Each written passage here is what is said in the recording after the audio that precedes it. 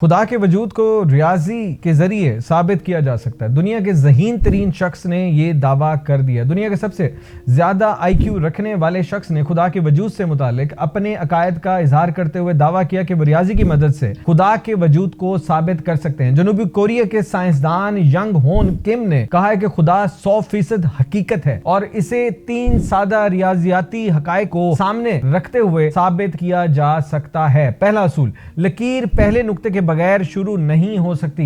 इनके मुताबिक ज्योमेट्री का यह असूल वजूद पर भी लागू होता है। हर चीज के आगाज के लिए एक नुक्ता जरूरी है और यही इब्तिदा खुदा है जिसने कायनात और जिंदगी को हरकत दी। दूसरा असूल, लामहदूद माजी को अबूर नहीं किया जा सकता। उन्होंने वजाहत करते हुए कहा कि अगर वक्त का कोई आगाज ना होता और वो हमेशा से पीछे की तरफ जाता रहता तो आज का दिन कभी ना आता। उनके मुताबिक मनफी लामहदूद से 0 तक गिनती मुकम्मल नहीं की जा सकती अगर कोई पहला अदद मौजूद ना हो तो। तीसरा असूल, ताकत किसी न किसी जरिए से आती है, खुद ब खुद पैदा नहीं हो जाती। यंग होन किम का कहना है कि रियाजी में ज़रब ये साबित करती है कि ताकत का कोई मंबा होना जरूरी है। कायनात के आगाज और उसकी अफजाइश के लिए एक अजीम ताकत का मुदाखलत करना लाजमी था। हाल ही में सोशल मीडिया पर उनकी एक पोस्ट वायरल हुई है जिसमें उन्होंने मुख्तलिफ मज़ाहिब से मुतासिर मजहबी ख्यालात का भी इजहार किया है। उन्होंने कहा कि हजरत ईसा अलैहिस्सलाम दोबारा तशरीफ लाएंगे जो इस्लाम और ईसाईयत दोनों का मुश्तरका अकीदा है।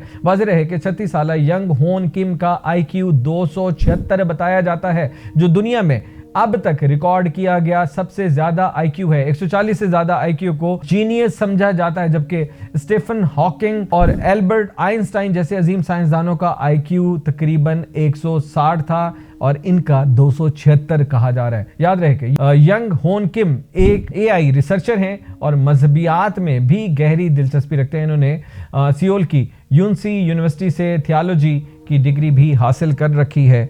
तो जनाब जावेद अख्तर साहब, आपके लिए ये वाला वीडियो ज़रूर देखिएगा, बल्कि इजाज़त दीजिए। अल्लाह हाफ़िज़।